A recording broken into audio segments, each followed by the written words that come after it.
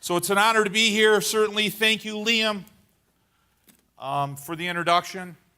Joe Biden, really? You used my joke from last night? Honest to God? I just want to give a shout out to certainly Danny and Rochelle. Thank you very much for this event. Certainly, thank you for the gathering.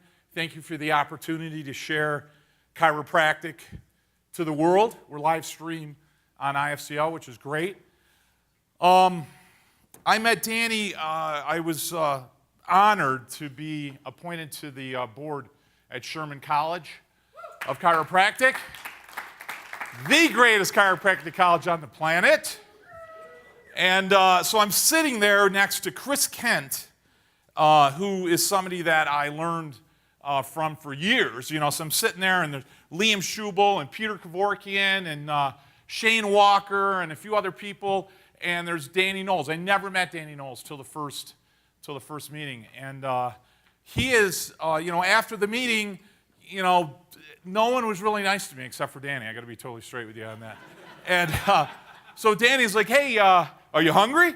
And I'm like, "Sure." So I don't know him, so he takes me to some, was it a Chinese or Taiwanese or Thai restaurant? And I sat there with him.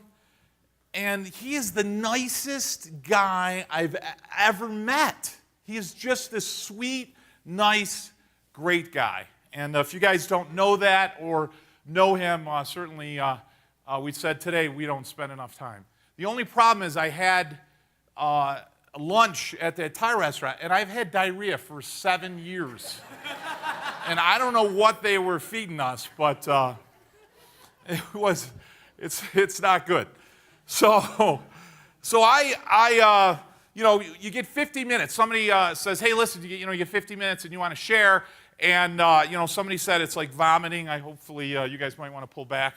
We get up here and talk, but I don't look at it that way. I look at it as I'm sharing. If you could cut me open, I want you to be able to cut me open, and I want to just give you like everything I got inside, so that you can do better, see more, serve more.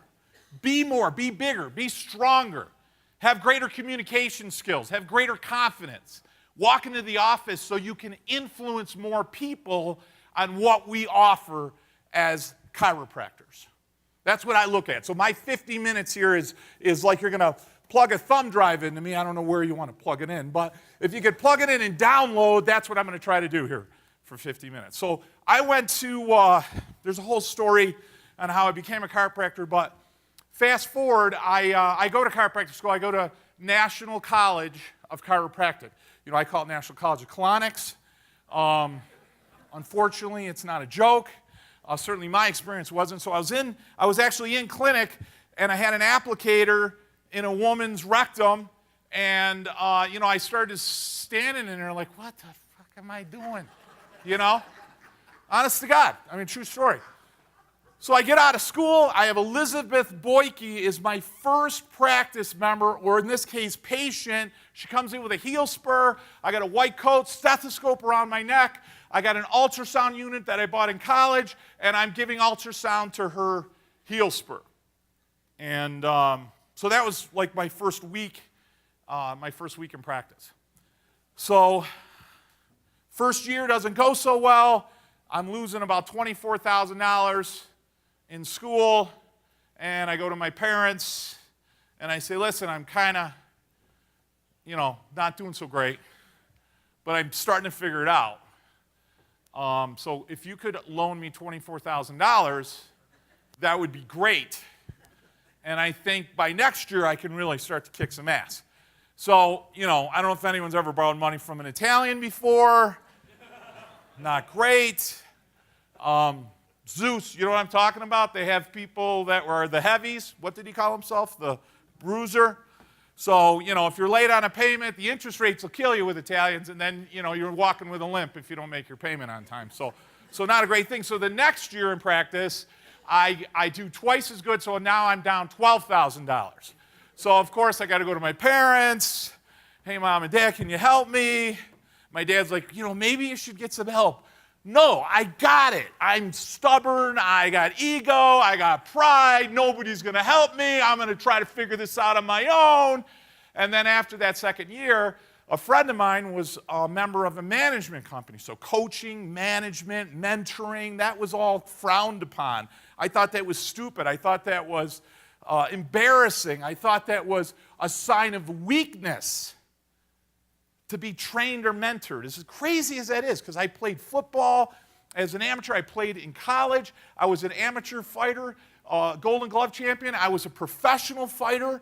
I actually signed a 5-fight deal with Donald Trump, who's in the news. Isn't that amazing? I thought I was going to be the next heavyweight champion of the world. I met a guy by the name of Donnie Brown in Gary, Indiana. Woo! That was painful. Second round, I got up 3 times. 3 times. I'm like, who do I hit? The guy in the middle, Joe. Hit the guy in the middle. That's a true story. But I'll tell you, I walked away from that fight, and my trainer said, I got to tell you something. You got your ass kicked. Handed to you. Handed to you.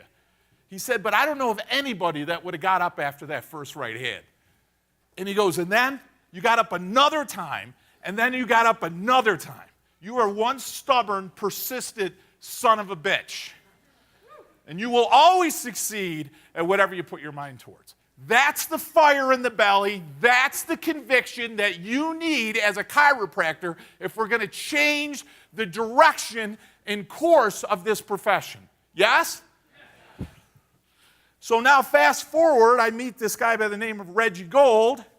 Irene, I know I always talk about him everywhere I go. And he was their first speaker, and he had this paper flip chart before PowerPoint.